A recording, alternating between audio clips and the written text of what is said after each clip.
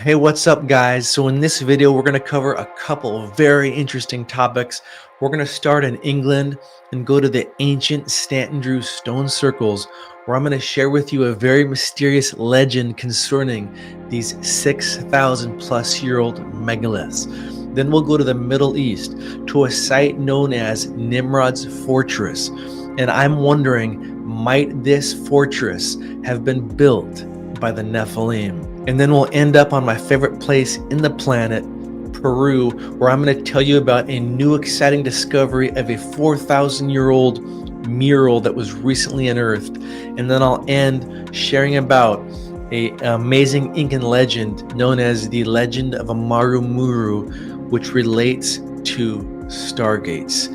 You're not going to want to miss this. But first, let me remind you to subscribe to this channel from wherever you are watching. If you're watching on YouTube, please subscribe. If you're watching this on Spotify, hit subscribe, and also give me a 5-star rating if you can on Spotify. That really helps me to climb the charts. And something else to let you know about is that I was a recent guest on the Matt Bell Limitless podcast. A couple of weeks ago. It was an incredible opportunity to meet Matt. I've been a fan of his podcast for a while now. I got to travel down to Florida, meet him, see his studio, and this guy has an incredible collection of ancient megalithic granite vases or vessels. I believe most of these are prehistoric, from a lost civilization that made them with lost technology. And this was a huge collection. I believe he had upwards of 100 there on the desk. If you're watching this by way of video, you'll see some photos. But it was a great experience to meet Matt and his team, his producer Ryan, see these vases, and talk about ancient history and talk about lost civilizations and technology. And I think we talked for over 3 hours. It was an incredible conversation. And that episode just went live on the Matt Bell Limitless podcast. So you can find it on Spotify and YouTube. And so I'll link that in the show notes. Make sure to check that out. It's over 3 hours long. So my wife, Julie, and I just got back from an incredible trip to Virginia. It was our first time there, which seems crazy because years ago, we actually lived in Tennessee in the Franklin area. That was around 2008 for a few years. So we actually lived in Middle Tennessee before it was like the cool thing to do, like everybody moving there now. So I'm surprised I never made it a little further east to Virginia, but we had an incredible time. And so something you'll learn about me is I'm not just into ancient megalithic history, but I also love American history and the Revolutionary War and Civil War history. But real quick, before we dive into these other amazing topics, on this trip to Virginia, I was just overwhelmed by the history that's still there, because at the end of the day, I'm a history geek. I'm a history buff, a total history nerd. And so I was geeking out being all over this land where there was so much history. I mean, almost everywhere you look, there's these old plaques that talk about there was a Civil War battle there, or a Civil War general stayed here. We actually stayed at a bed and breakfast in Orange, Virginia called the Mayhurst Inn or Estate. This thing was built in 1859. But in this very estate that we stayed in were some very notable guests, such as General Stonewall Jackson of the Confederate side, General Robert E. Lee, A.P. Hill. So the history was overwhelming, but we also took the time to visit a couple homes of famous presidents. We went to James Monroe's house. We went to George Washington's house. That was about an 1.5-hour drive to Mount Vernon to see his incredible estate. And I'll probably do a separate video just on that visit. It was so incredible. I mean, the fact that you can still see the original house that George Washington's father began to build, I think it was in the 1730s or 40s.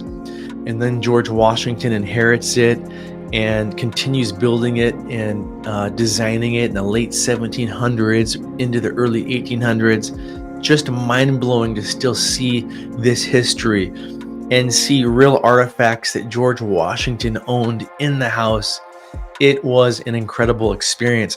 But I wanted to take a few minutes and tell you about another home we visited, and that was the home of Thomas Jefferson, right outside Charlottesville, Virginia, and it's known as the Monticello, which is a French word which means little mountain, I believe.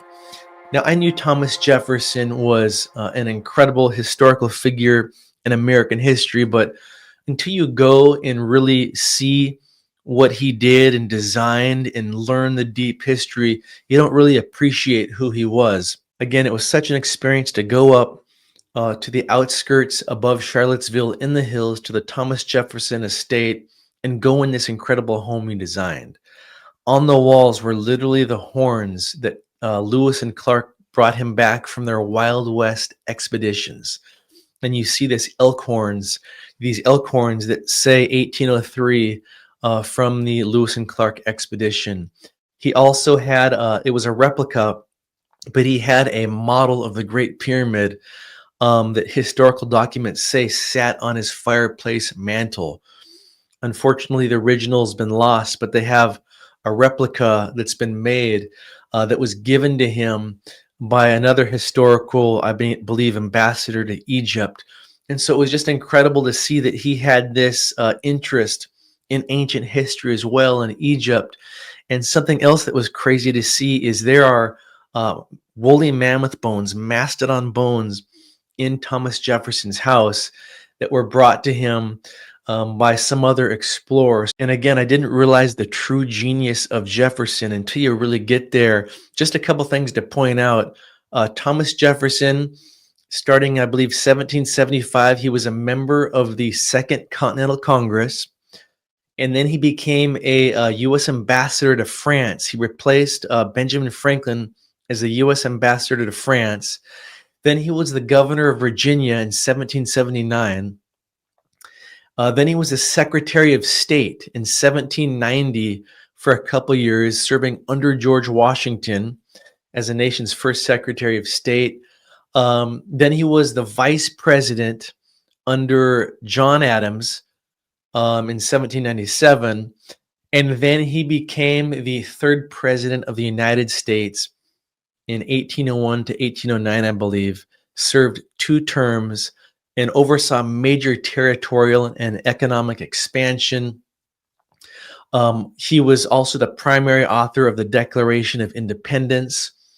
He oversaw his biggest presidential achievements.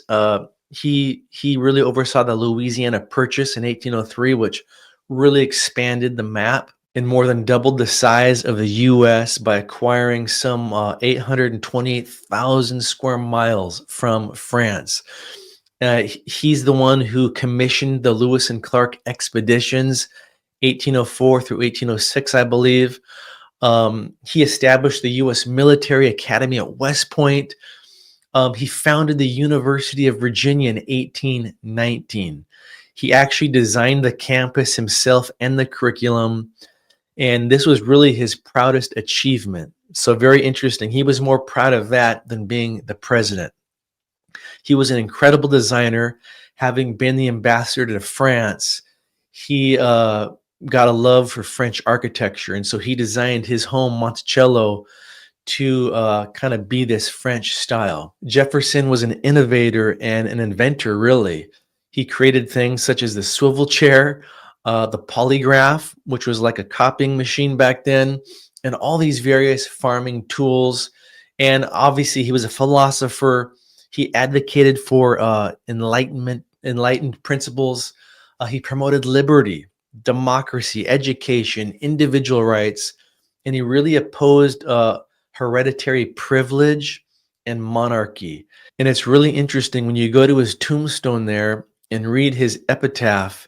He only wanted 3 accomplishments to appear on his tombstone. And here's what his tombstone reads, quote, author of the Declaration of Independence, of the Statute of Virginia for Religious Freedom, and father of the University of Virginia, end quote.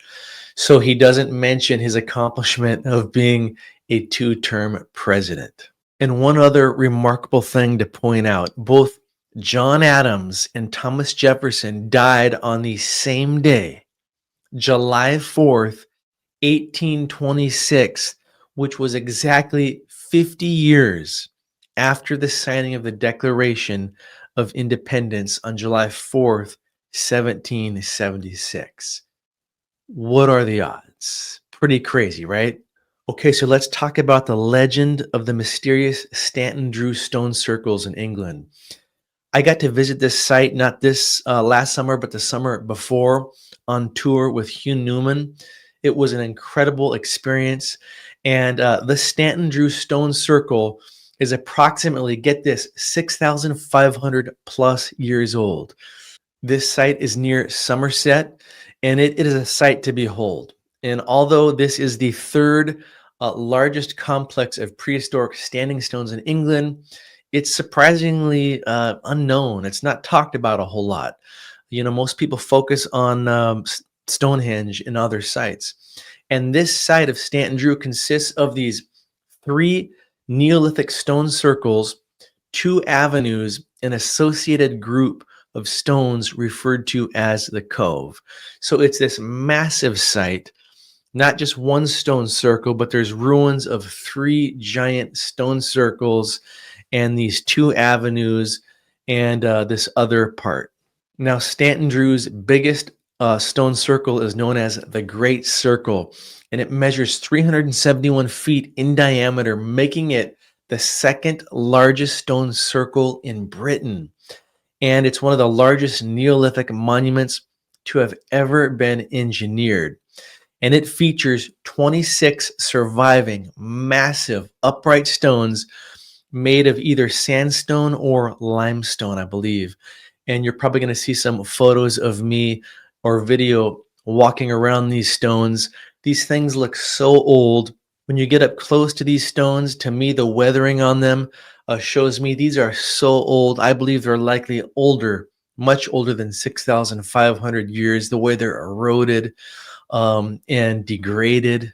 Now, while I was at this site, I began to learn about some of the legends concerning Stanton Drew, and one really jumped out at me that I thought I'd share here. And the legend whispers about how in ages past there was a wedding celebration going on, which was to be held through Saturday evening. However, during the wedding festivities, a strange man clothed in black appears and starts to play his violin for the merrymakers and for the wedding party. And so he begins to play his almost intoxicating music hour after hour for the wedding party, who was thoroughly enjoying this music. So much so that the wedding party, as they drink their wine, continues to party and lose track of time. They continue to dance hour after hour past midnight and continuing into Holy Sunday morning. And that's when suddenly dawn breaks and everyone in the wedding party was suddenly turned to stone. And they are still awaiting for the devil who promised to come back someday and play again for them. So, an interesting legend. So, according to the legend, the wedding party becomes the stones in the stone circle, and the black clothed violin player was like a devil Satan figure who I guess was trying to tempt them to stay up past Saturday and break the Sabbath, or stay awake and drink and party into Holy Sunday, which I guess their punishment was to be turned to stone. But interesting legend nonetheless. I love ancient legends, and there's just a little bit of history about the incredible Stanton Drew stone circles.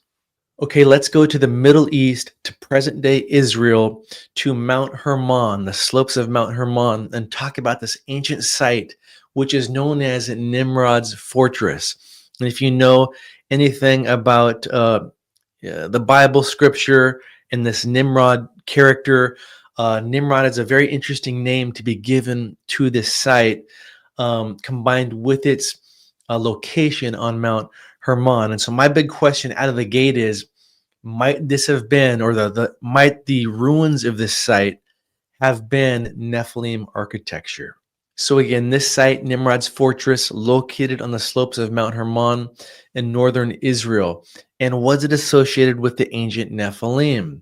Now, according to the book of Enoch, Mount Hermon is where the legendary Watchers are said to have descended to earth before taking wives who then birthed giants of old. Enoch chapter 6 verse 6 says this, quote, "And they were all in 200 who descended in the days of Jared on the summit of Mount Hermon," end quote. And then Enoch chapter 6 verses 1 through 3 says this, quote, "And it came to pass when the children of men had multiplied, that in those days were born unto them beautiful and comely daughters, and the angels, the children of the heavens, saw and lusted after them, and said to one another, Come, let us choose wives from among the children of men, and beget us children," end quote. And then Enoch chapter 7, verses 1 through 3 says this, quote, "And all the others together with them took unto themselves wives, and they became pregnant, and they bare great giants." And then when we add the Genesis 6:4 scripture to this, which states this, quote, "There were giants in the earth in those days, and also after that, when the sons of God came into the daughters of men, and they bare children to them, the same became mighty men who were of old, men of renown." And that word giants is also translated Nephilim. Okay, so we've talked about the Watchers descending to earth, breeding with earth women, and having these giant progeny known as the Nephilim. And then when we look at Genesis chapter 10, verse 8, it says this about mysterious Nimrod, quote, "And Cush begat Nimrod. He began to be a mighty one in the earth," end quote. Now, when we look at the Hebrew text of this passage, we learn the following. The word Nimrod in Hebrew means rebellion. And he was known as being a great city builder and likely the founder of the kingdom of Babylon. Okay, so we're establishing that Nimrod is mighty. He's a great hunter. He's a great city builder. And it says he began to be a mighty one. Now, this phrase, quote, "he began" in Hebrew means this: to profane, defile, pollute, desecrate. Interesting. And then when we take the phrase "a mighty one," remember, he began to be a mighty one. Again, began means to profane, defile, pollute, desecrate.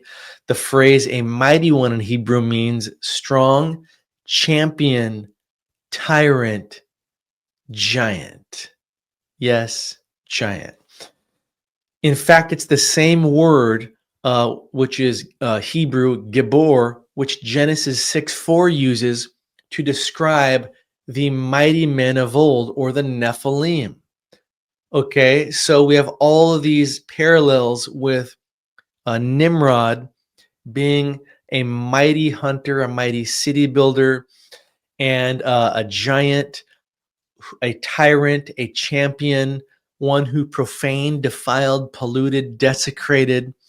And both these scriptures in Genesis that refer to Nimrod and the Nephilim both use the same word, which talks about the Nephilim. So this has led some to wonder if Nimrod was a Nephilim or somehow genetically transformed himself into a Nephilim hybrid. So while the mainstream history narrative will tell us that this site, known as Nimrod's Fortress, is simply just a medieval fortress that was built during the medieval Crusades, are its largest foundations actually much older than what was built on top of it?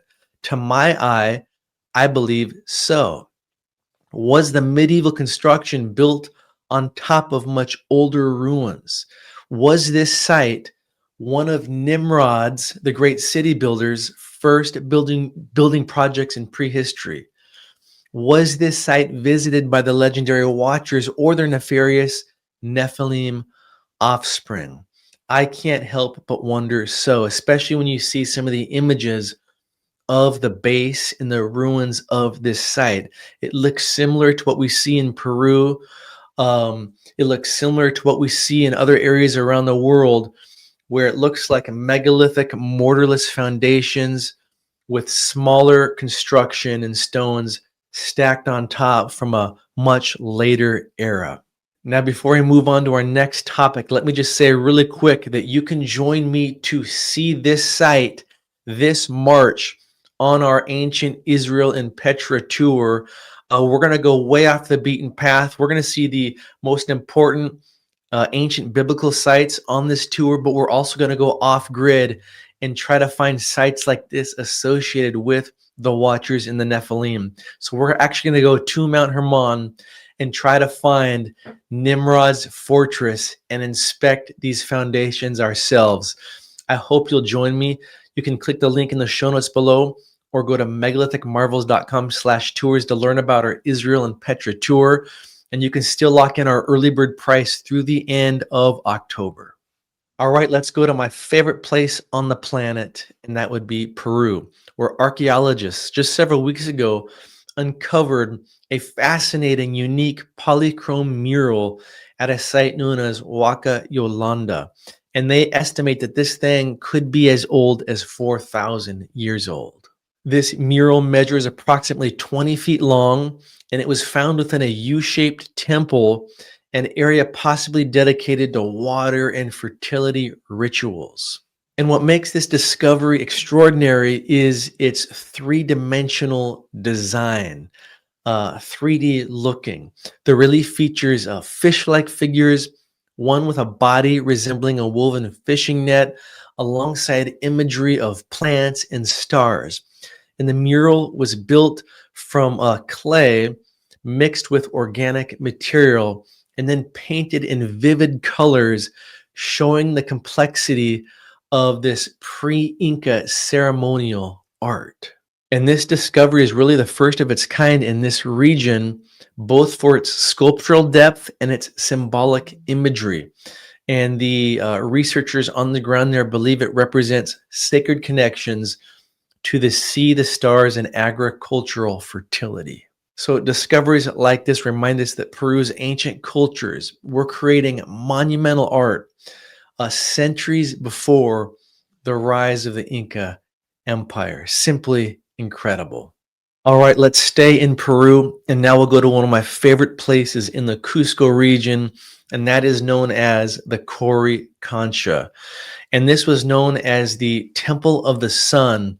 The Coricancha was the crown jewel of the Inca Empire, and Coricancha basically means golden courtyard in Quechuan, because the Temple of the Sun was literally lined with gold, and the Temple of the Moon there was lined with silver.